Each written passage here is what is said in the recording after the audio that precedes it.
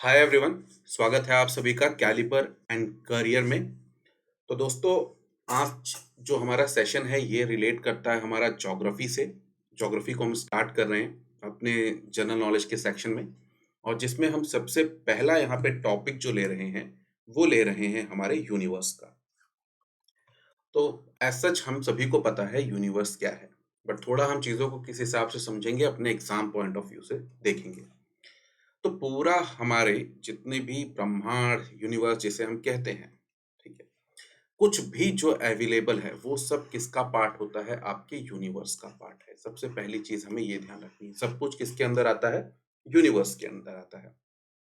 चाहे स्टार्स हो, चाहे गैलेक्सीज हो, चाहे आपके प्लैनेट्स हैं, बहुत सारे सोलर सिस्टम्स हैं, वो सब आपके यूनिवर्स के ही पार्ट आते हैं।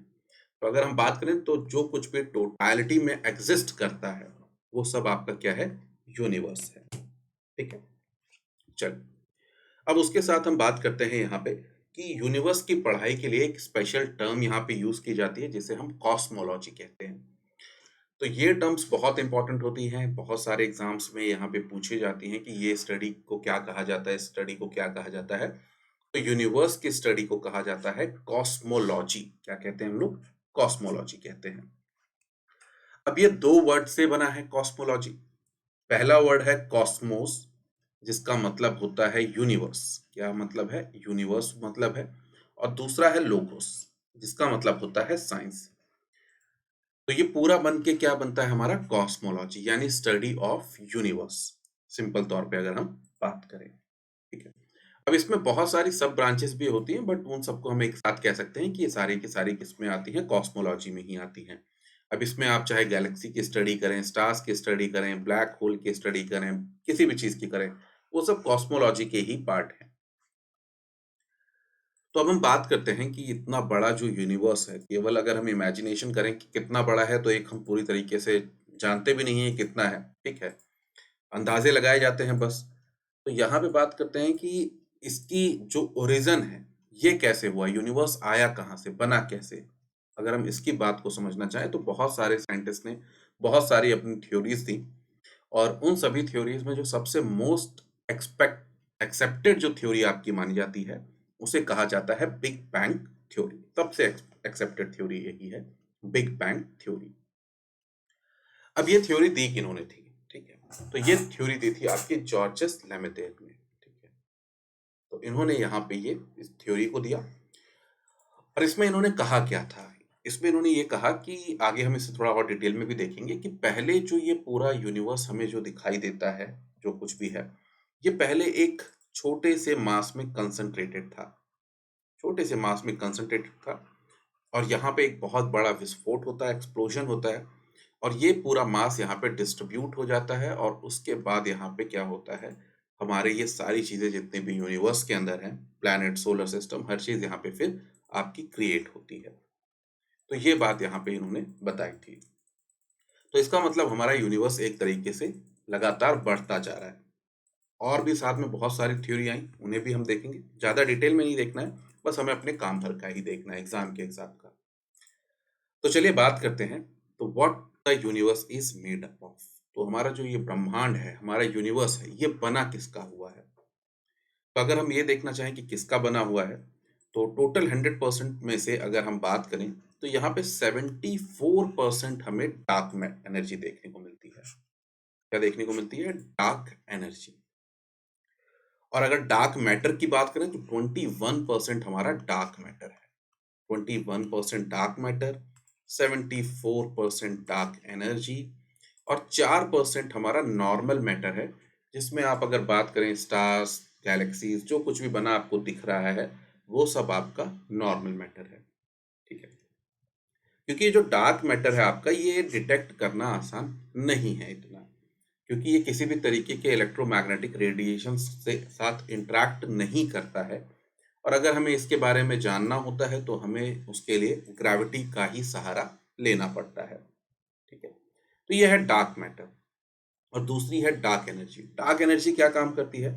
ये यूनिवर्स को आपके एक्सपैंड कर रही है। ये एक ऐसी फोर्स है जिसके कारण आपका यूनिवर्स क्या हो रहा है? एक्सपांड होता जा रहा है, लगातार बढ़ता जा रहा है। ठीक है, dark energy, dark matter, normal matter. तो ये चीजों से बनता है हमारा यूनिवर्स, बेसिक से फंडामेंटल है, थोड़ा ध्यान रखिएगा, ठीक है। अब ये डार्क एनर्जी, डार्क मैटर हमें हमेशा कहीं ना कहीं न्यूज में, अगर आप देखेंगे, करंट अफेयर पढ़ते होंगे, तो कुछ ना कुछ इनके ऊपर रिसर्च आती ही रहती है। तो रिसेंटली अभी जैसे एक डार्क मैटर के ऊपर बहुत इंपॉर्टेंट रिसर्च है, जिसमें इंडियन साइंटिस्ट ने यहाँ पे पार्टिसिपेट किया था। और उसमें यहाँ पे उन्होंने ये कहा था कि जैसे कोई स्पाइरल गैलेक्सी है, अगर अगर कोई स्पाइरल गैलेक्सी है, तो वो स्पाइरल गैलेक्सीज जो हैं, उनमें जो बार्ड गैलेक्सीज होती हैं, जिनमें बार्स होते हैं, ऐसे ऐसे बार्स निकले होते हैं, जैसे हमारी गैलेक्सी है, बार्स निकले होते हैं इस तरीके के। तो ये बार्ड गैलेक्सी, स्पाइरल गैलेक्सी जो होती हैं, ये मदद कर सकती हैं कि इन्हें डिटेक्ट करने में डार्क मैटर की स्टडी में, ठीक है। तो हमेशा कुछ ना कुछ इनसे रिलेटेड हमेशा न्यूज में बना रहता है। तो इसे थोड़ा आप ध्यान रखेंगे कि हमारा यूनिवर्स किस किस से कंसिस्ट होता है। अब हम बात करते हैं गैलेक्सी के बारे में कि गैलेक्सी क्या होती है। तो हमारा पूरा यूनिवर्स है, यूनिवर्स इन टोटलिटी, सब कुछ इसके अंदर, हर चीज इसी के अंदर आ जा रहा है। गैलेक्सी से लेके हर चीज इसी के अंदर आ रही है, ठीक है। तो गैलेक्सी आप कह सकते हैं कि एक पूरा का पूरा ग्रुप ऑफ स्टार्स कह सकते हैं, पूरा का पूरा हर चीज उसके अंदर, स्टार्स, प्लैनेट, सब उसके अंदर आ जाते हैं, ठीक है।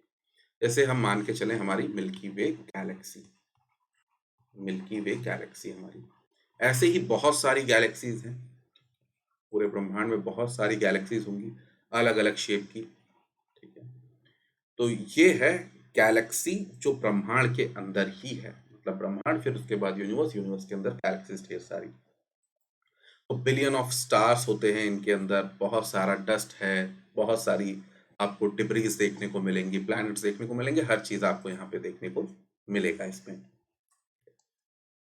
तो एक छोटा सा हम लोग फैक्ट फिगर देखते हैं कि अंदाजा लगा जाता है कि यहाँ पे तकरीबन 100 बिलियन गैलेक्सीज हैं हमारे यूनिवर्स में।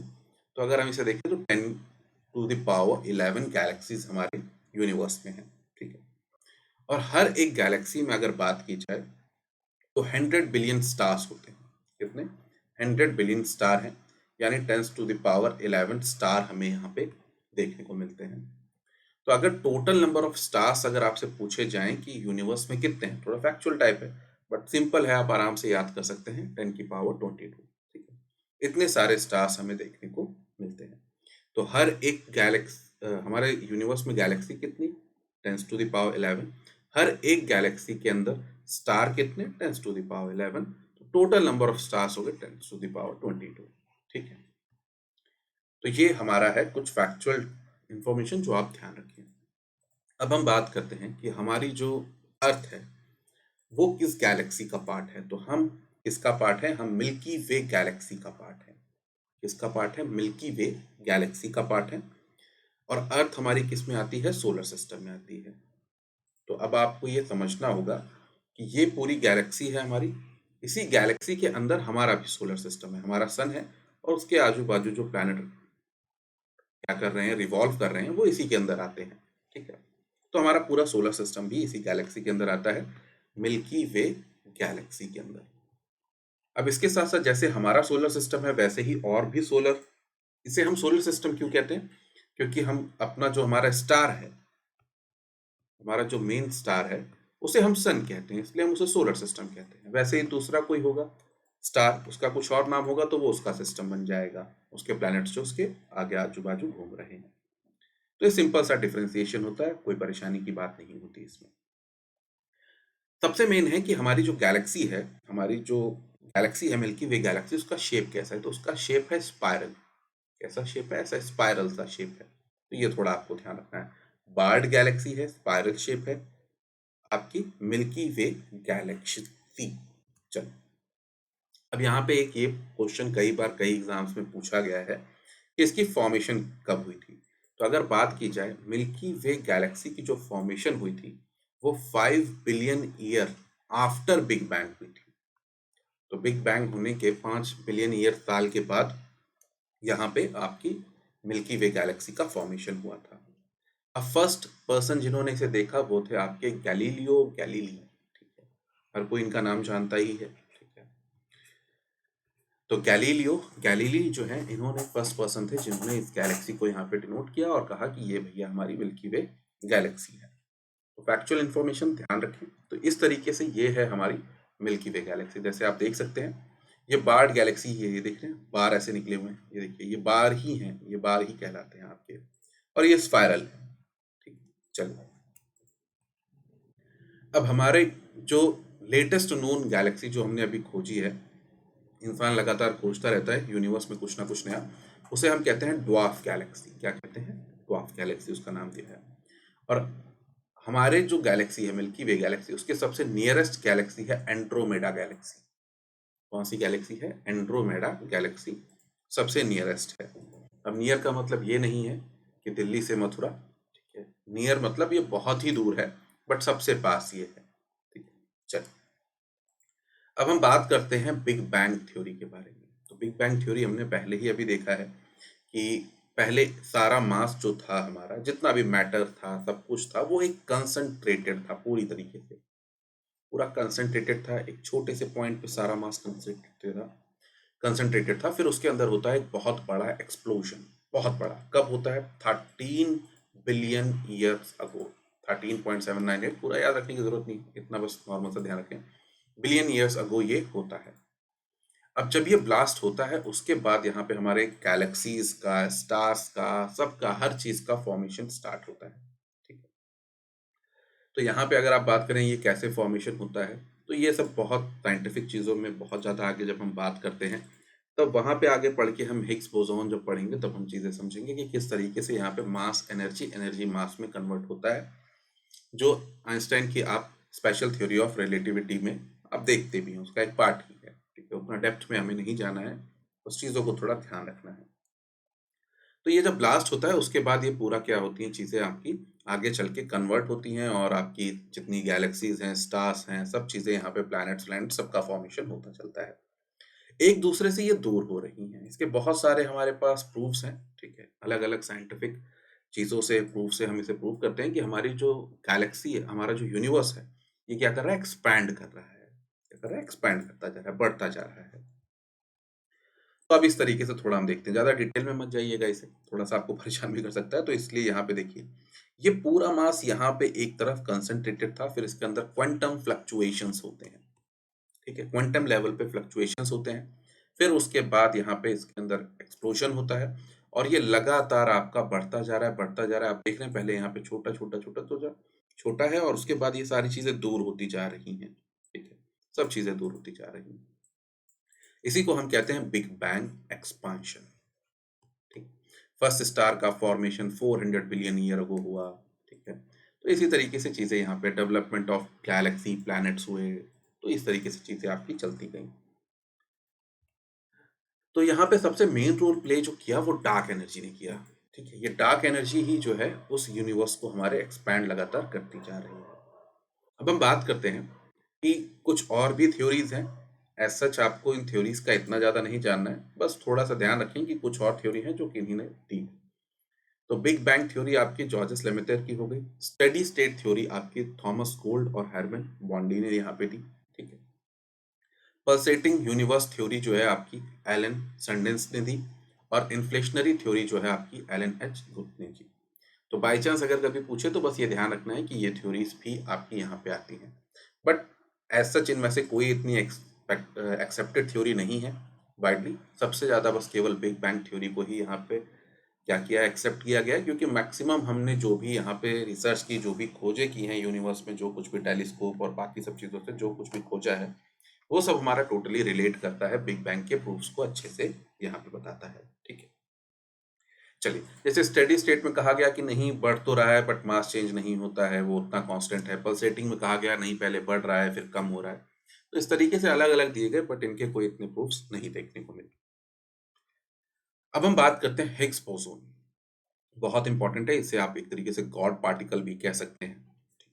क्या है ये आपका गॉड पार्टिकल, और यही असल में फंडामेंटल पार्टिकल है जिससे आपके किसी भी चीज का आगे चल के फॉर्मेशन हुआ था। तो गॉड पार्टिकल ही हैं जिन्होंने आगे चल के कोई भी मास जो आप देख रहे हैं उससे चीजें यहाँ पे आपकी क्रिएट हुई। ठीक है, तो इसकी स्टडी के लिए यहाँ पे एक बहुत बड़ा डेवलपमेंट किया गया था, और जिसके लिए बनाया गया लार्ज हाइड्रोजन कोलाइडर। न्यूज़ में कई बार आपने सुना होगा, जिनेवा में है। ठीक है। European centre of nuclear research, सर्न जिसे हम कहते हैं, वहां पे इसे स्टैब्लिश किया गया है, जमीन के काफी अंदर है। ठीक है। 27 किलोमीटर लॉन्ग टनल है, 100 फीट डीप है, और इस टनल में क्या किया गया है, आपके पार्टिकल्स को एक्सेलरेट यहाँ पे कराया जाता है स्ट्रॉन्ग मैग्नेटिक फील्ड में। और यहाँ पे ये पार्टिकल्स जब आपस में टकराते हैं तो असल में कोशिश क्या की जाती है, कोशिश यही रहती है कि जो बिग बैंग का इवेंट था, जो बिग बैंग का इवेंट था, उसी इवेंट को यहाँ पे वापस क्रिएट किया जाए। तब हम समझ पाएंगे कि किस तरीके से यहाँ पे इतना सारा मास जो है वो हमारे सामने आया। तो बहुत सारे हमारे यूनिवर्स के ओरिजिन में, और यहाँ पे dark matter, dark energy, extra dimension, Higgs boson, god particle, इन सभी के स्टडी में ये जो आपका लार्ज हाइड्रोजन कोलाइडर है ये मदद करता है। बहुत सारी कंट्रीज जो हैं इसमें पार्टिसिपेंट हैं, इंडिया भी इसमें काम करती है, इंडियन साइंटिस्ट भी इस पे वर्क करते हैं। अब हिग्स बोसोन आप इस तरीके से समझिए, ये वो चीज है जो क्या करती है, कन्वर्ट करती है एनर्जी में आने के बाद दूसरे फॉर्म में। ठीक है। तो यही बेसिक पार्टिकल है जिसकी वजह से आपके जो मैटर आपको देखने को मिल रहा है, जिसकी वजह से बनता है, इसीलिए इसे गॉड पार्टिकल भी कहा जाता है। क्या कहा जाता है? गॉड पार्टिकल भी कहा जाता है। अब इसकी थ्योरी की बात करें तो बहुत लंबी चौड़ी थ्योरी है कि हिग्स बोसोन क्या है, कैसे है। बस आप इतना थोड़ा सा इसमें ध्यान रखें, और अगर थोड़ा सा आपको और देखना है तो उसके लिए आप एक चीज समझिए। बहुत सिंपल सा है। आप एक ऐसे बास्केट ले लें, उस बास्केट में एक काम करें, आप पानी भर दें। ठीक है। अब आपको मालूम है अगर इसके अंदर कोई भी चीज आपको मूव करनी है, कोई भी चीज मूव करनी है, तो यहाँ पे कोई भी चीज अगर मूव कर रही है इसके अंदर, तो वो डिपेंड करता है कि उसका मास कितना है। ठीक है। मास कितना है। और ये जो पूरा का पूरा आप देखते हैं, ठीक है, ये पूरा, ये एक असल में हिग्स बोसोन, इसी के अंदर ऐसे आप कह सकते हैं कि एनर्जी पूरा फ्रेम है, उसी के अंदर ये पार्टिकल्स मूव कर रहे हैं। और ये यहाँ पे क्या करते हैं, एक चीज से अपना मास दूसरी चीज में कन्वर्ट करके नए मैटर का यहाँ पे फॉर्मेशन कर देते हैं, इसीलिए इन्हें गॉड पार्टिकल कहा जाता है। ठीक। तो आप यहाँ पे मास एनर्जी रिलेशंस को यहाँ पे आप कह सकते हैं कि इसमें ये मेन चीज यहाँ पे आपकी काम करती है। ठीक है। चलिए आगे बात करते हैं यहाँ पे हिग्स बोसोन के बाद। तो हिग्स बोसोन हमारे गॉड पार्टिकल हैं जिसके कारण हमारी बाकी की चीजों का फॉर्मेशन हुआ। अब हम बात करते हैं स्टार्स। सभी को मालूम है सन भी हमारा एक स्टार है। अब है क्या ये, असल में कुछ नहीं, डस्ट और गैस जो है इसी का एक क्लम्प है पूरा। ठीक है। पूरा एक कह सकते हैं आप एक्यूमुलेशन है, और ग्रेविटी है इनके अंदर, और इसके कारण ये यहाँ पे बर्न भी कर रहे हैं, और बर्निंग करते हैं ये फ्यूजन रिएक्शन की वजह से।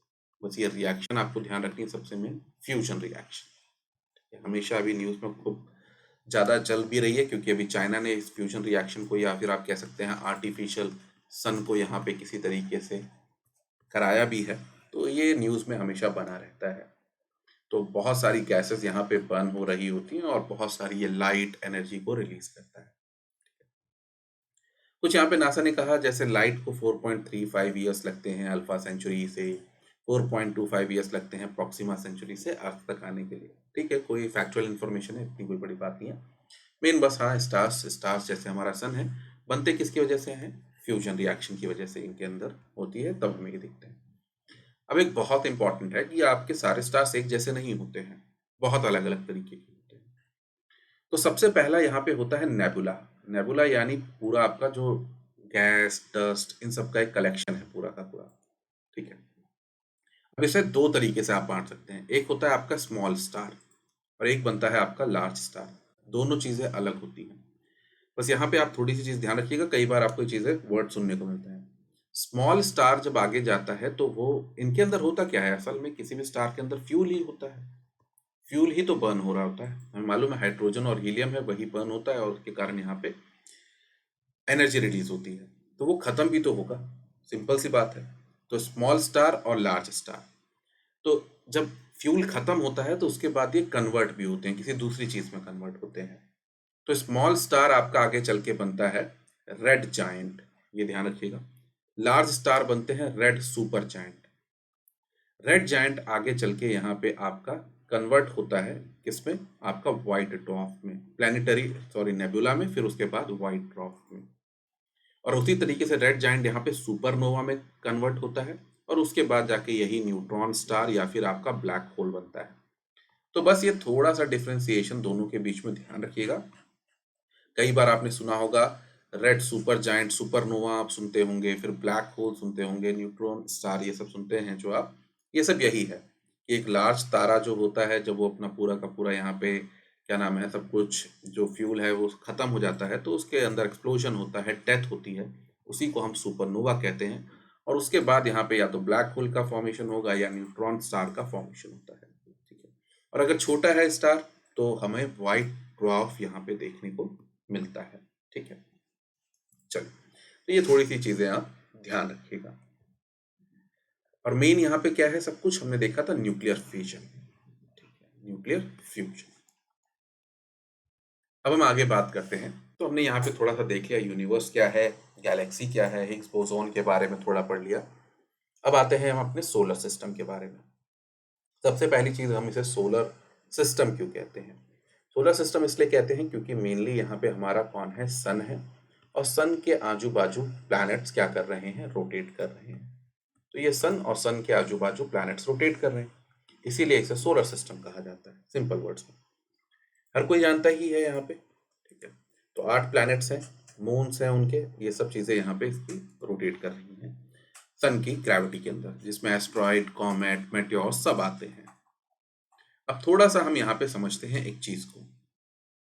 सन जो है यहाँ पे इस पूरे सोलर सिस्टम का सेंटर होता है और सब इसी के चारों तरफ रोटेट कर रहे हैं, सॉरी रिवॉल्व कर रहे हैं।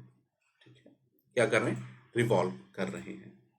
तो सारे प्लैनेट्स हों चाहे आपके यहाँ पे एस्ट्रॉइड्स हों, सब चीजें यहाँ पे इसी के चारों तरफ क्या कर रही हैं, रिवॉल्व कर रही हैं। क्यों? क्योंकि यहाँ पे सन की ग्रेविटी जो है, सन की ग्रेविटी की वजह से, सन की ग्रेविटी और दोनों के बीच में कोई भी बॉडी है उसकी ग्रेविटी यानी ग्रेविटेशनल फोर्स की वजह से, और इसकी वजह से ये इस चीज को छोड़ के भी नहीं जा पाते हैं। तो सन की ग्रेविटेशनल फोर्स जो है वो मेन यहाँ पे कारण है जिसकी वजह से ये सारी चीजें रोटेट कर रही हैं। अगर यही प्लैनेट्स किसी दूसरे सन की ग्रेविटी में चले गए तो ये उसको रोटेट करने लगेंगे। ठीक है, तो ये एक बहुत इंपॉर्टेंट है, असल में ये सीधा एनसीईआरटी का है, तो आप यहाँ पे इन सब चीजों को बहुत अच्छे से ध्यान रखें, यहाँ पे काफी चीजें आपको निकल के आती हैं। ठीक है, 6th क्लास की एनसीईआरटी को आप रेफरेंस के तौर पे यहाँ पे ले भी सकते हैं इसके लिए। तो ये रहा हमारा सन। उसके बाद हमें यहाँ पे मर्क्यूरी देखने को मिलता है, हम प्लैनेट्स देख लेते हैं, मर्क्यूरी। फिर उसके बाद यहाँ पे वीनस देखने को मिलता है हमें, फिर हमारी अर्थ है, फिर मार्स है, फिर उसके बाद यहाँ पे हमें एस्ट्रॉइड बेल्ट ये देखने को मिलती है।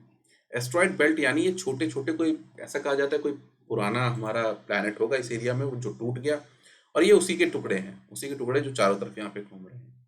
फिर यहाँ पे हमें जुपिटर देखने को मिलता है, फिर यहाँ पे ये रहा हमारा सैटर्न, फिर यूरेनस, फिर नेपट्यून, और प्लूटो साहब अब हमारे बाहर है सोलर सिस्टम में से।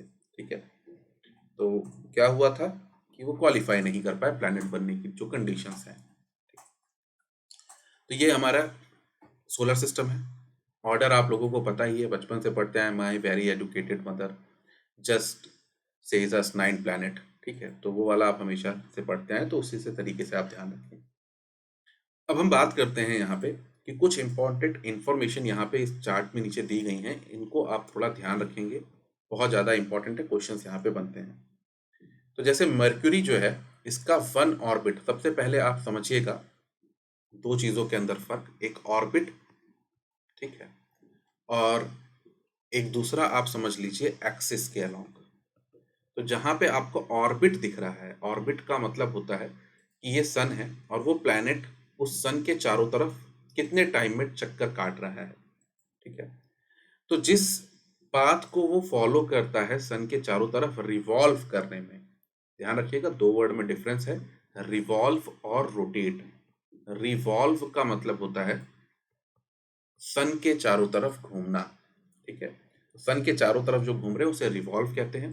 रोटेट का मतलब होता है, रोटेट का मतलब होता है अपनी खुद की एक्सेस पे घूमना। ये प्लैनेट है और अपनी खुद की एक्सेस पे घूम रहा है।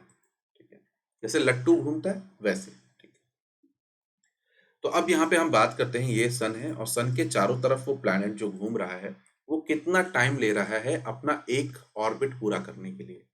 ठीक है, ऑर्बिट पे कितना टाइम ले रहा है, तो ये आपको ध्यान रखना है। तो ये, और दूसरा अपने खुद की एक्सेस पे घूमने में कितना टाइम ले रहा है। तो अब हम बात करते हैं, जैसे पृथ्वी जब सन के चारों तरफ घूम लेती है तो वो 1 साल हो जाता है आमतौर पे कहें तो, और जब अपने ही एक्सेस पे पूरा घूम लेती है एक बार तो दिन और रात हो जाता है। ठीक है, तो यहाँ पे थोड़ा ये आपको ध्यान रखना है। मरकुरी एक ऑर्बिट सन के अराउंड 88 डेज लेता है, मरकुरी 59 डेज लेता है। मतलब मरकुरी, हाँ, ऑर्बिट में कितना लेता है 88 डेज, और अपने खुद के एक्सेस पे घूमने में 59 डेज लेता है। ठीक है, वीनस 255 दिन लेता है। सोचिए, सन के चारों तरफ चक्कर लगाने में 255 डेज ले लेता है, 255 डेज। और खुद के एक्सेस पे स्पिन करने में, खुद के एक्सेस पे स्पिन करने में 243 डे लेता है। कितना? 243 डे। सबसे ज्यादा यहाँ पे ये एक तरीके से आप कह सकते हैं सुस्त ग्रह है। ठीक है, अगर आप देखेंगे तो अर्थ ऑर्बिट करने में 365 लेती है सन के चारों तरफ, और अपने खुद के एक्सेस पे घूमने में 1 दिन। ठीक है, नंबर ऑफ मून्स हमारे 1 है। ठीक है, आगे बात करेंगे, नंबर ऑफ मून्स देखते रहेंगे। तो मर्क्यूरी पे कोई मून नहीं है, वीनस पे कोई मून नहीं है, अर्थ पे एक मून है। मार्स में अगर हम बात करें तो मार्स 687 डेज लेता है सन के चारों तरफ चक्कर करने में, और अपनी स्पिन पे 1 दिन लेता है। ठीक है, तो यहाँ पे एक पॉइंट हमें बहुत अच्छा मिला कि अर्थ और मार्स की अगर हम बात करें तो दोनों का जो अपनी एक्सेस पे स्पिन है, अपनी ही एक्सेस पे जो स्पिन है, जो रोटेशन है, वो एक ही दिन का है। ठीक है, एक दिन के अंदर ही अपना चक्कर काट लेते हैं। बट वीनस को देख रहे हैं, 243 दिन लेता है। मतलब दिन और रात जो है वो 243 दिन में होती है, तो बहुत लंबा टाइम है उसका। ठीक है, अब हम बात करते हैं जुपिटर।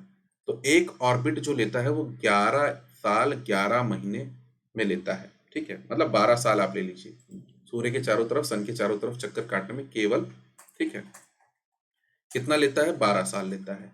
ठीक है, कितना लेता है? 12 साल लेता है। और खुद के एक्सेस पे घूमने में कितना ले लेता है? 9 घंटे 56 मिनट।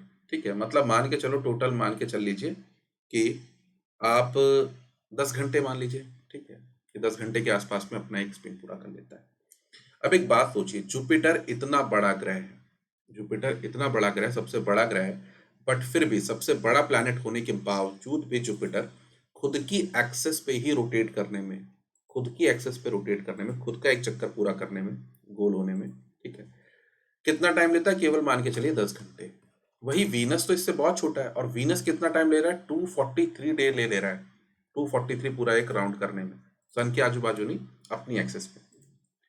तो यहाँ पे ये बात आप ध्यान रखिएगा, ठीक है, कि सबसे ज्यादा अपनी एक्सेस पे कौन टाइम लेता है रोटेट करने में?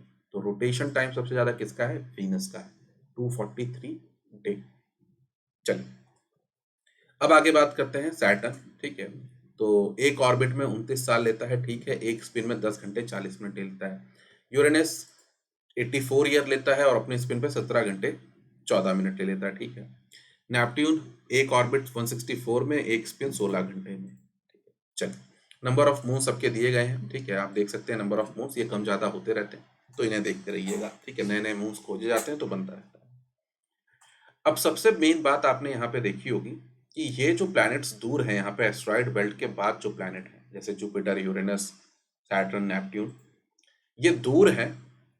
आम बात है, जितना आप सन से दूर जाएंगे, सन से आप जितनी दूर जाएंगे, आपका रेवोल्यूशन का जो टाइम है, रिवॉल्व का जो टाइम है, वो बढ़ता ही जाएगा, क्योंकि सन से आप दूर जा रहे हैं। ठीक है, बट अगर आप यहाँ पे रोटेशन को देखेंगे, रोटेशन को देखेंगे कि खुद की एक्सेस पे घूमने को देखेंगे, तो यहाँ पे थोड़ा आप चेंज पाएंगे। ठीक है, क्योंकि वीनस सबसे ज्यादा टाइम ले रहा है। ठीक है, वीनस सबसे ज्यादा टाइम ले रहा है रोटेट करने में, और जुपिटर सबसे कम टाइम ले रहा है।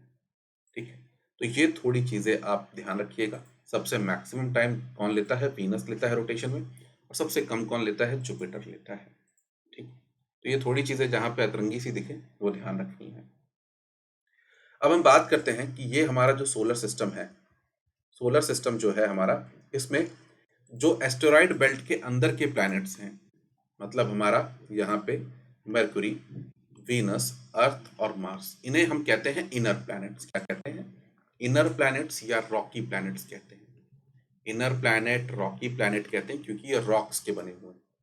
इनर प्लैनेट, रॉकी प्लैनेट्स क्योंकि रॉक के बने हुए हैं। वही अगर हम बात करें एस्टेरॉयड बेल्ट के बाद के जो प्लैनेट्स हैं, जुपिटर, सैटर्न, यूरेनस, नेपट्टून, इन्हें हम आउटर प्लैनेट्स कहते हैं और ये गैसेस के बने हुए हैं, गैसेस और लिक्विड के बने हैं। इन्हें हम जूवियन प्लैनेट्स भी कहते हैं, जूवियन प्लैनेट्स भी कहते हैं। जुपिटर जैसे प्लैनेट जूवियन प्लैनेट्स, ठीक है। और इसे हम क्या कहते हैं, इनर प्लैनेट्स को टेरेस्ट्रियल प्लैनेट्स भी कहते हैं, टेरेस्ट्रियल प्लैनेट्स। तो ये थोड़ी चीजें आप ध्यान रखेंगे। चलिए अब बात करते हैं, यहाँ पे जो प्लैनेट्स हैं वो सन के चारों तरफ जो चक्कर काटते हैं, जो रिवॉल्व करते हैं, वो करते हैं एलिप्टिकल ऑर्बिट में। एलिप्टिकल ऑर्बिट मतलब स्फेरिकल नहीं है, एलिप्टिकल है, ऐसा एलिप्टिकल ऑर्बिट में क्या करते हैं, रिवॉल्व करते हैं। एक चीज ध्यान रखिएगा, सबसे कम जो ये एलिप्टिकल ऑर्बिट जो है, मतलब एक तरीके से आप कह सकते हैं सर्कुलर ही है, ये आपका किसका है, वीनस का है, ये ध्यान रखिएगा। वीनस अगर देखा जाए तो इसका जो आपका ऑर्बिट है ये सर्कुलर के आसपास ही तक है, ये आप थोड़ा सा ध्यान रखेंगे। नेक्स्ट आगे बात करते हैं, सबसे पास का ग्रह कौन सा है। सबसे पास का प्लैनेट सोलर सिस्टम में हमें मालूम है मरक्यूरी है, और सबसे दूर का है हमारा नेपट्यून, ठीक है। प्लूटो था, अब हटा दिया गया है। अब एक चीज आपको समझनी है, एस्ट्रोनॉमिकल यूनिट क्या होती है। एस्ट्रोनॉमिकल यूनिट जो आपको यहाँ पे दिखाई दे रही है, एस्ट्रोनॉमिकल यूनिट। एस्ट्रोनॉमिकल यूनिट का मतलब ये होता है कि अर्थ और सन के बीच में जितनी दूरी है, अर्थ और सन के बीच में जो भी दूरी है, डिस्टेंस है, उसी को हम कहते हैं एस्ट्रोनॉमिकल यूनिट। क्या कहते हैं, एस्ट्रोनॉमिकल यूनिट कहते हैं। अब अगर हम अपने सोलर सिस्टम की बात करें तो उसका पूरा साइज जो है 105 एस्ट्रोनॉमिकल यूनिट है, ठीक है, ये ध्यान रखना है सबसे पहली चीज। अब जो हमारा सोलर सिस्टम है, अगर हम उसके टोटल मैटर की बात करें तो उसमें 99.9% केवल सन ही है, तो सोच लीजिए सन ही मेन सारा रोल प्ले करता है, इसीलिए नाम सोलर सिस्टम है। सारी सोर्स ऑफ एनर्जी जो है वो किससे आती है, हमें सन से आती है। सारी जितनी भी एनर्जी का सोर्स है वो है हमारा सन। प्लूटो एक ड्वार्फ प्लैनेट है, ये ध्यान रखिएगा। ड्वार्फ प्लैनेट्स क्या होते हैं, प्लूटो पहले एक प्लैनेट था, अब उसे ड्वार्फ प्लैनेट कर दिया गया है। तो ड्वार्फ प्लैनेट वो प्लैनेट है जो आपके प्लैनेट की तरह नहीं होके क्या करते हैं, दूसरे मतलब मान के चलिए वो प्लैनेट्स जो वो पत्थर कह लीजिए, आप कुछ भी कह लीजिए, ठीक है, जो आपके क्या कर रहे हैं, एक प्रॉपर तरीके से प्लैनेट नहीं कहलाते। क्यों, क्योंकि वो किसी ना किसी दूसरे की ऑर्बिट में घुस जाते हैं, ठीक है, और ये प्लैनेट की डेफिनेशन को नहीं सेटिस्फाई करते हैं। तो आगे हम देखेंगे कि प्लैनेट होने के लिए डेफिनेशन क्या है, उसमें से ये चीज नहीं सेटिस्फाई करता है। तो प्लूटो क्या है, हमारा ड्वार्फ प्लैनेट है। तो हमने देखा है एस्ट्रॉइड बेल्ट से पहले टेरेस्ट्रियल प्लैनेट है और उसके बाद गैसियस प्लैनेट या फिर हम उन्हें जूवियन प्लैनेट्स कहते हैं। तो terrestrial mercury, Venus, Earth, Mars, और यहाँ पे हमारे गैसियस कौन कौन से हैं, जुपिटर, सैटर्न, यूरेनस और नेपट्टून हमारे गैसियस प्लैनेट होते हैं। अब यहाँ पे दो थ्योरी थोड़ी सी ध्यान रख लीजिएगा, बस ऐसे ही, जियोसेंट्रिक थ्योरी और आपका हेलियोसेंट्रिक थ्योरी, ठीक है। तो जियोसेंट्रिक में ये कहा गया था कि अर्थ जो है वो सेंटर है हर चीज का, जैसे सन सेंटर नहीं है, अर्थ सेंटर है। और हेलियोसेंट्रिक में ये कहा गया कि भाई नहीं, सन सेंटर है, बस ये थोड़ा सा डिफरेंस था और इसके बारे में इतना कुछ जानने की जरूरत नहीं, ठीक है। कभी ये वर्ड देखें तो आपको पता होना चाहिए। तो हेलियोसेंट्रिक मॉडल के जैसे कि इन्होंने आपके कॉपरनिकस ने यहाँ पे इसके बारे में बात की। और अगर जियोसेंट्रिक की बात करें तो पॉल्टमी, अलेक्जेंड्रिया, ठीक है, अलेक्जेंड्रिया के जो पॉल्टमी थे उन्होंने यहाँ पे 2nd सेंचुरी में यहाँ पे इसकी बात की थी। तो ये हमने समझ लिया हल्का सा बेसिक। अब हमें मेन देखना है कि हमारे सोलर सिस्टम में जो भी है उनके बारे में मेन मेन चीजें हमें पकड़नी है, मेन मेन फैक्ट्स, पॉइंट्स, ठीक है। तो सबसे पहले हम देखते हैं सन के बारे में। आम बात है, हमारे सोलर सिस्टम का सेंटर है, क्या है, सेंटर है। ये पॉइंट जो है कई बार एग्जाम्स में पूछा गया है, तो इसे आप बहुत अच्छे से ध्यान रखेंगे। जो इसका साइज है वो 13 लाख टाइम्स है अर्थ के, ये कई बार पूछा गया है कई एग्जाम में। तो अर्थ के कितने टाइम्स है, 13 लाख गुना, ये इसका क्या है, साइज है, ठीक है। और हमारे अर्थ के सबसे नियरेस्ट सन है, इसमें तो कोई कहने की दो बातें हैं नहीं, बिल्कुल, ठीक है, नियरेस्ट सन है और अल्टीमेट सोर्स है पूरे जितने भी, अगर वैसे तो अर्थ पे ही लाइफ है और कहीं पे कुछ है तो उस पे हमारे सोलर सिस्टम में इसी का ही मेन रोल होगा। अगर डायामीटर की बात करें तो 14 लाख किलोमीटर का डायामीटर है अप्रोक्स। मेन बना किसका है, मेन बना है हाइड्रोजन से और हीलियम से। कुछ अदर मेटल भी हैं, ठीक है, एलिमेंट्स भी हैं, बट मेन कौन है आपका? हाइड्रोजन और हीलियम। हाइड्रोजन आपका आता है 71% और हीलियम आपका है यहाँ पे 26% के आसपास इसके अंदर, ठीक है। ये चीज़ आपको ध्यान रखनी है। तो मेन सोर्स क्या है इसके फ्यूल का? मेन सोर्स है आपका हाइड्रोजन। तो सन का मेन फ्यूल क्या है? हाइड्रोजन फ्यूल है, ठीक है। इस बात को आप ध्यान रखेंगे। और इसके अंदर यहाँ पे सबसे मेन बात ध्यान रखनी है कि सब कुछ जो होता है रिएक्शन, जिसके कारण इतनी एनर्जी इसके अंदर क्रिएट होती है, उसके लिए कौन सी रिएक्शन होती है? वो रिएक्शन है आपकी न्यूक्लियर फ्यूजन। क्या है? Nuclear fusion reaction. Fission reaction नहीं है, फ्यूजन रिएक्शन है। फ्यूजन में दो स्मॉल आपके न्यूक्लियाई आपस में टकराते हैं और फिर उसके बाद यहाँ पे एक एनर्मस अमाउंट की एनर्जी को जनरेट करते हैं, ठीक है। तो ये है आपका फ्यूजन। फिजन में क्या होता है? एक जो आपका सब एटॉमिक पार्टिकल होता है वो टूटता है, डिफरेंट डिफरेंट सब एटॉमिक पार्टिकल्स में ब्रेक होता है और फिर उसमें एनर्मस अमाउंट की एनर्जी जो रिलीज होती है, ठीक है, उसे फिजन कहते हैं। तो सन में कौन सी रिएक्शन होती है? फ्यूजन रिएक्शन होती है, ये ध्यान रखेंगे आप, फ्यूजन रिएक्शन। चलिए, तो सरफेस टेम्परेचर ठीक है, इतना इतना है, इतना कोई ध्यान रखने की जरूरत नहीं है, बढ़िया है, फैक्ट है, आप देखना चाहें तो देख लें। अब सन के बारे में थोड़ा सा देख लेते हैं। तो ये सन का पूरा स्ट्रक्चर है, ठीक है। तो ये रहा इसका कोरोना, जो मेन इसका कह सकते हैं आप एटमोस्फेयर है पूरा का पूरा, ठीक है। ये देख रहे हैं गैसेस पूरी यहाँ पे, इसे हम कोरोना कहते हैं, ठीक है। ये वाला अभी जो चल रहा है ये वाला कोरोना नहीं, ये वाला कोरोना। फिर ये इसका फोटोस्फेयर है, ये यहाँ पे सन स्पॉट है, ठीक है। तो ये सन स्पॉट है जो आपको ऐसे दिखाई दे रहे हैं। थोड़ा ऐसा कोई स्पॉट नहीं है कि चांद में दाग है तो सूरज में भी दाग है, ये दाग अलग किस्म का है। ये बस वो एरिया है जहाँ पे थोड़ा टेम्परेचर कम है आजू बाजू से, ठीक है। तो ये है हमारा सन का मेन स्ट्रक्चर, जो हमें थोड़ा सा इसमें चीज़ों को जानना है, कोरोना को जानना है, सन स्पॉट्स को जानना है, ठीक है। ये दोनों चीज़ें हमें यहाँ पे बस जाननी है। तो थोड़ा ये जो इनका डायग्राम है थोड़ा ध्यान रखेंगे। और साथ में ये थोड़ी चीज़ आप ध्यान रखेंगे, अगर आप नॉर्थ पोल पे जाएंगे या साउथ पोल पे जाएंगे तो आपको ऐसा कुछ दिखाई दे सकता है। कई मूवीज में भी आपने ये चीज़ें देखी होंगी ऐसे कुछ, ठीक है। पायरेट्स ऑफ कैरेबियन में भी आपने ऐसा ही देखा होगा। तो ये जो है आपका, ये किस वजह से बनता है, इन्हें हम आगे भी देखेंगे, ठीक है। तो ये थोड़ी सी डायग्राम आप ध्यान रखेंगे। चलिए, तो अब हम बात करते हैं। तो फोटोस्फेयर जो है, ठीक है, फोटोस्फेयर जो है आपका मेन सन का जो पूरा का पूरा भाग है, उसे हम कहते हैं फोटोस्फेयर।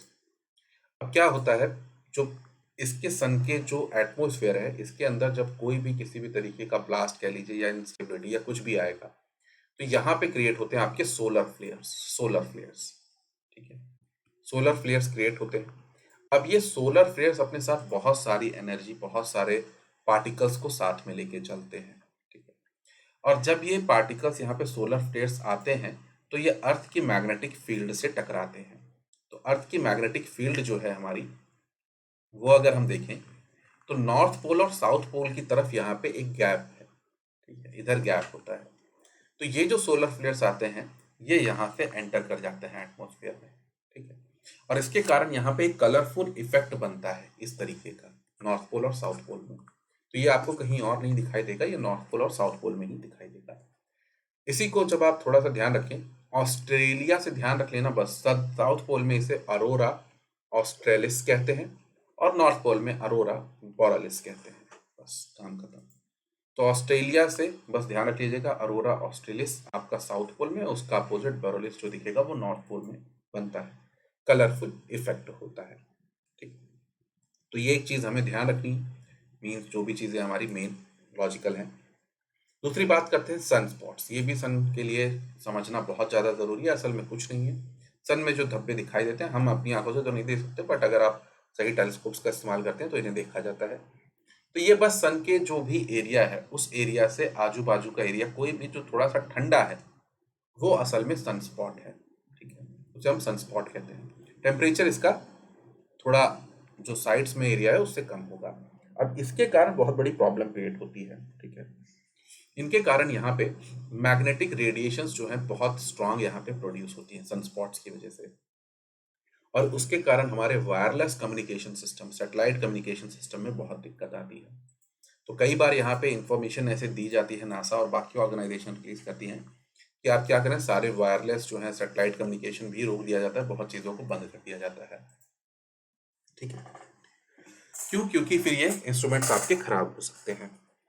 अब ये सन स्पॉट जो होते हैं, इनकी एक साइकिल होती है। तो ये 11 साल आपके बड़े होते हैं, ठीक है, और 11 साल फिर आपके छोटे होते हैं। तो इसी को कहते हैं सन स्पॉट साइकिल। तो ये आप थोड़ा सा ध्यान रखेंगे कि सन स्पॉट क्या होता है, इसकी वजह से किस तरीके से वायरलेस कम्युनिकेशन पे इफेक्ट पड़ता है, और किस तरीके से इनकी एक साइकिल होती है जिसमें ये पहले पढ़ते हैं 11 साल और उसके बाद ये कम होते हैं आपके। चलो, अब सन का जो शाइनिंग पार्ट आप देखते हैं उसी को हम फोटोस्फीयर कहते हैं। क्या कहते हैं? फोटोस्फीयर कहते हैं। शाइनिंग सरफेस जो है सन की, उसे हम फोटोस्फीयर कहते हैं।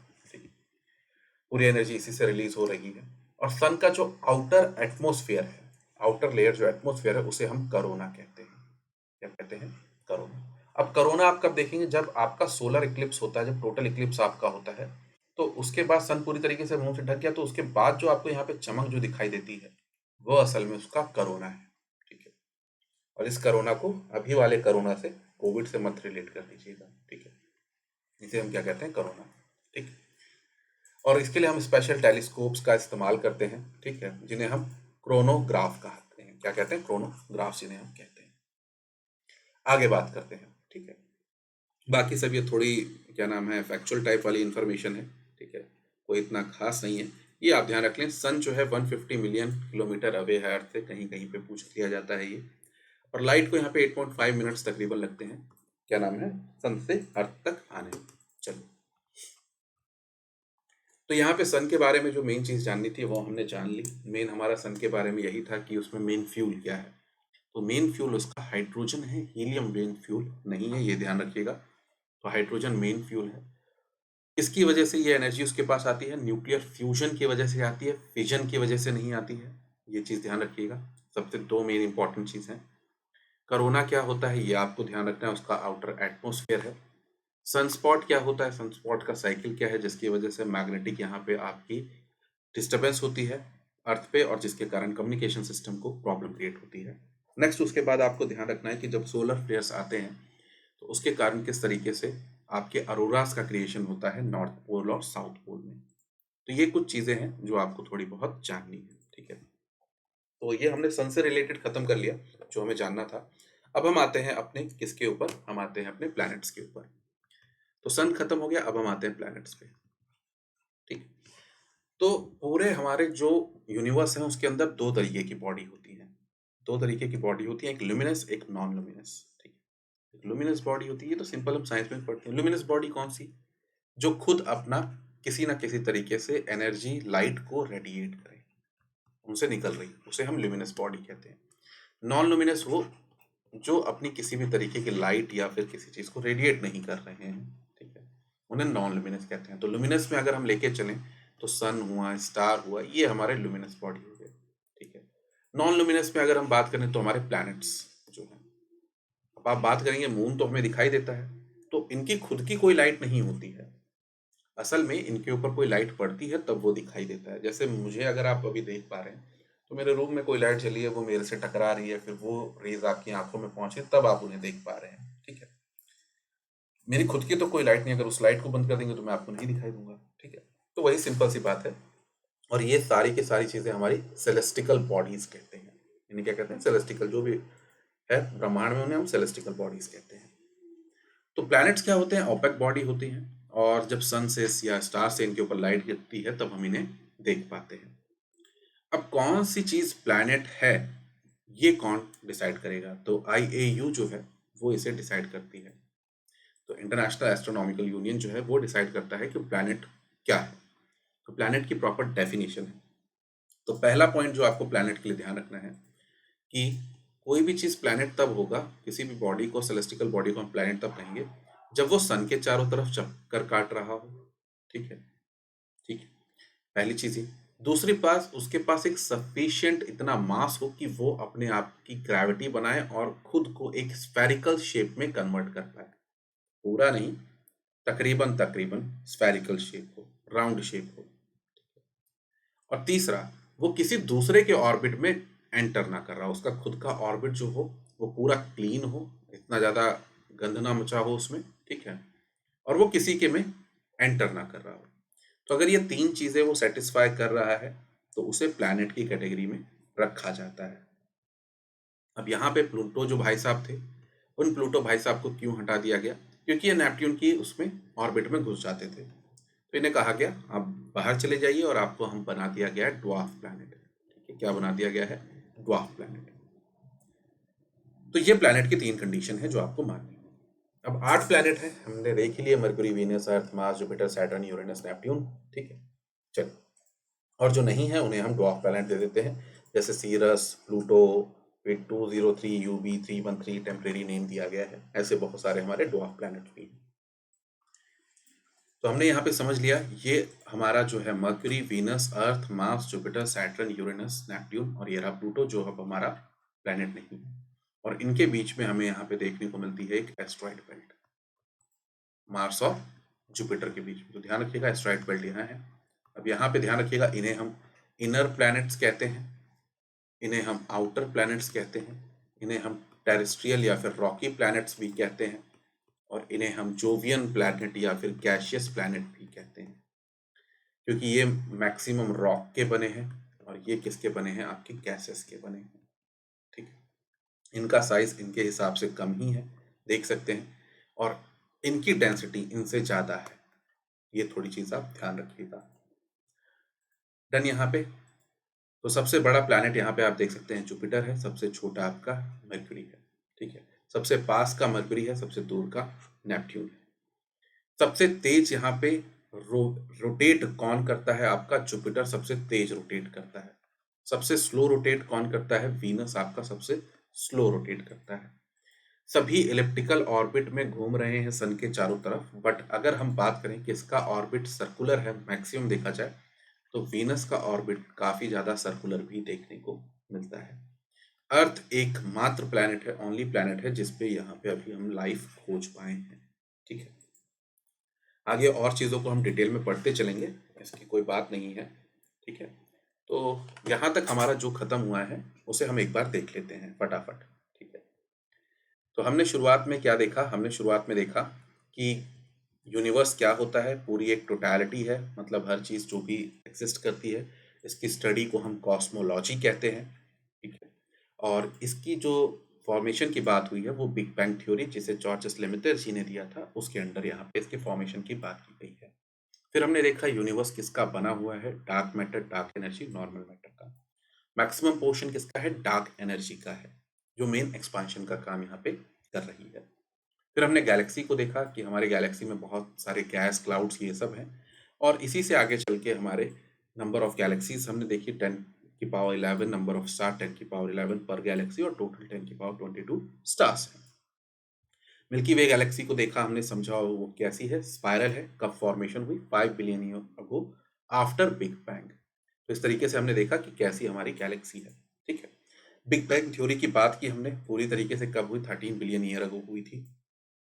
ठीक है, और ये लगातार एक्सपांड हो रहा है, तो ये हमने यहाँ पे देखा है इसके बारे में पूरी तरीके से।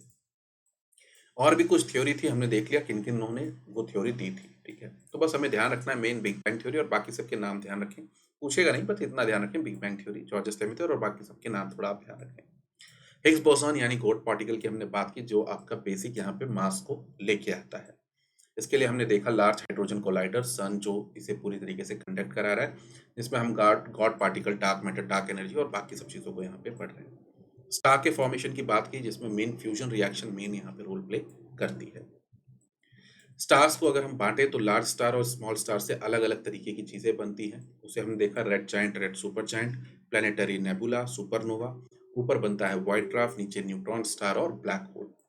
सोलर सिस्टम की बात की, जिसके सेंटर में है सन, और वो उसकी ग्रेविटी की वजह से सारे जो प्लैनेट्स हैं उसके आजू बाजू रिवॉल्व करते हैं। कुछ फैक्चुअल चीज़ें, इनके ऑर्बिट और इनके रोटेशन रेवोल्यूशन से रिलेटेड कुछ फैक्चुअल डाटा वो हमने देखा कि कितना कितना टाइम इन्हें लगता है, जिसमें हमने पाया वीनस बहुत स्लो है रोटेशन में, और जुपिटर सबसे फास्ट है रोटेशन में। ठीक है, रेवोल्यूशन आम बात है, नीचे से ऊपर बढ़ता ही जाएगा, क्योंकि जितना दूर हो रहा है उसका रिवॉल्वेशन का टाइम जो है वो बढ़ता ही जाएगा, उसमें तो कोई बात है नहीं ऐसी।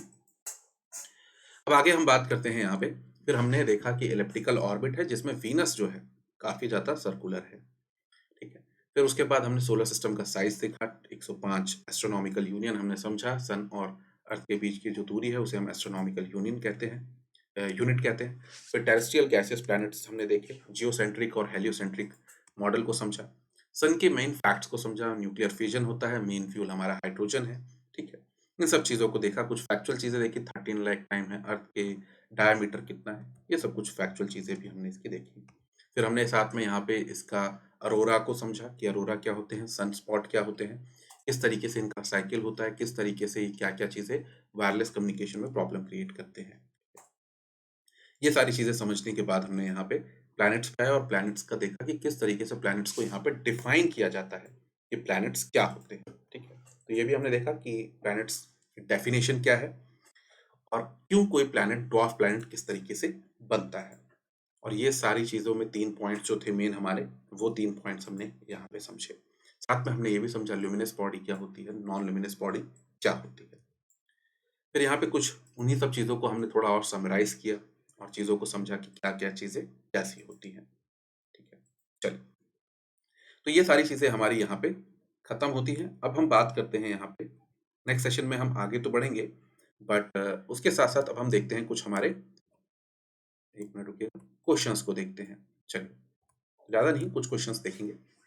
तो पहला क्वेश्चन आ रहा है, अभी हम पूरी चीजों पे नहीं पहुंचे बट क्वेश्चंस कैसे फ्रेम होते हैं, इसमें टफ क्वेश्चन फ्रेम नहीं होते। Mars is also known as blue planet, brown planet, red planet, green planet. तो अभी हमने मार्स पढ़ा नहीं है, बट ऐसे ही क्वेश्चन सिंपल आएंगे उसके किसी स्पेसिफिक फीचर के ऊपर, ठीक है। जैसे हम यहाँ पे देखते हैं इस क्वेश्चन को, चलिए देखिए, which planet in solar system has most circular orbit. तो सबसे ज्यादा सर्कुलर ऑर्बिट किसका है, ठीक है। तो हमने यहाँ पे देखा था कि सबसे ज्यादा सर्कुलर ऑर्बिट किसका है, वीनस का सर्कुलर ऑर्बिट है सबसे ज्यादा। तो इसके लिए हम इसेंट्रिसिटी को देखते हैं, तो अगर हम इसेंट्रिसिटी देखें तो सबसे कम किसकी है यहाँ पे, वीनस की है। तो आम बात है, ये सबसे ज्यादा, देखिए नेपट्यून की भी उतनी ही है, ठीक है, बट नेपट्यून से भी ज्यादा यहाँ पे किसकी होती है, वीनस की होती है। नेपट्यून और अगर वीनस को देखा जाए तो दोनों की इसेंट्रिसिटी बहुत कम है, बट फिर भी यहाँ पे देखा जाए तो क्या नाम है आपका, हम वीनस को ही ज्यादा सर्कुलर मानेंगे, ठीक है। नेपट्यून दिया भी नहीं है ऑप्शन में, दिया होगा तब भी आप वीनस के साथ जाएं, ठीक है। तो इस तरीके से सिंपल क्वेश्चन पूछेगा। फिर दूसरा क्वेश्चन यहाँ पे ये देखते हैं, dash is the fastest planet to revolve around the sun. बहुत रिवॉल्व अराउंड द सन कह रहे हैं ना, इस सन के चारों तरफ सबसे ज्यादा तेजी से कौन रिवॉल्व करेगा। तो सबसे पास जो होगा वही सबसे ज्यादा तेज रिवॉल्व करेगा। तो मर्क्यूरी ही सबसे फास्ट रिवॉल्व कर सकता है, और कोई तो रिवॉल्व कर नहीं सकता, ठीक है। सबसे कम टाइम में मर्क्यूरी ही यहाँ पे रिवॉल्व करके पहुंचेगा, ठीक है। तो सिंपल सी बात है। अब हम बात करते हैं यहाँ पे, अगर बात करता सबसे स्लो रोटेट कौन करता है, तो यहाँ पे वीनस हो जाता, ठीक है। अब हम बात करते हैं मार्स, ठीक है। Mars is also known as, तो ऐसे ही हर एक प्लैनेट को हम पढ़ते चलेंगे। जैसे अर्थ को ब्लू प्लैनेट कहा जाता है, ठीक है, वैसे ही हर प्लैनेट के हम जब स्पेसिफिक फीचर्स को पढ़ते चलेंगे आगे, मर्क्यूरी और बाकी सबको, तो वहां पे चीजें हमारी और क्लियर होती चलेंगी। तो यहाँ पे मार्स जो है इसे हम क्या कहते हैं, रेड प्लैनेट कहते हैं। रेड कलर का थोड़ा दिखता है, आयरन ऑक्साइड काफी है इसके सॉइल में, उसके कारण ये थोड़ा रेड रेड सा दिखता है, इसे हम कहते हैं रेड प्लैनेट, ठीक है। अर्थ को उसी तरीके से हम ब्लू प्लैनेट कहते हैं क्योंकि पानी है अर्थ के पास। तो ये थोड़ी सी चीजें, आप रोटेशन और रेवोल्यूशन पीरियड जो है इसको आप थोड़ा सा ध्यान रखेंगे, यहाँ से क्वेश्चन बन जाते हैं, ठीक है। तो इसे थोड़ा आप ध्यान रखें। अर्थ और मार्स का एक तरीके से हम देखें तो सेम सेम है, वहाँ पे जो आपको डाटा दिया था वो डायरेक्टली एनसीईआरटी का डाटा था, तो आप उसको ज़्यादा अच्छे से इस्तेमाल करें, ज़्यादा उसे ही हमेशा प्रेफरेंस दी जाएगी। ये भी आप इस्तेमाल कर सकते हैं, कोई इसमें दिक्कत है नहीं, ठीक है। तो अगर हम बात करें तो रेवोल्यूशन पीरियड तो आम बात है, देख रहे हैं आप, सीधा सीधा बढ़ता ही जाएगा, ठीक है। अर्थ से जितना दूर होगा सन से उतना बढ़ेगा ही। बट रोटेशन पीरियड अगर आप देखें, तो रोटेशन पीरियड अगर आप देखेंगे तो सबसे ज़्यादा किसका है, वीनस का है, सबसे ज़्यादा टाइम लेता है रोटेट करने में। और सबसे कम कौन ले रहा है आपका, यहाँ पे जुपिटर ले रहा है, सबसे कम जुपिटर ले रहा है। तो इन दोनों चीज़ों को आप बहुत अच्छे से ध्यान रखेंगे, रोटेशन और रेवोल्यूशन पीरियड के डिफरेंस को, ठीक है। तो यहाँ पे पहला जो सेशन था हमारा, ये हमारा एंड होता है। नेक्स्ट सेशन में जब हम मिलेंगे तो उसके बाद हम इसी चीज़ों को अपने आगे बढ़ाते हुए चलेंगे। So thank you, best of luck, जय हिंद, जय भारत।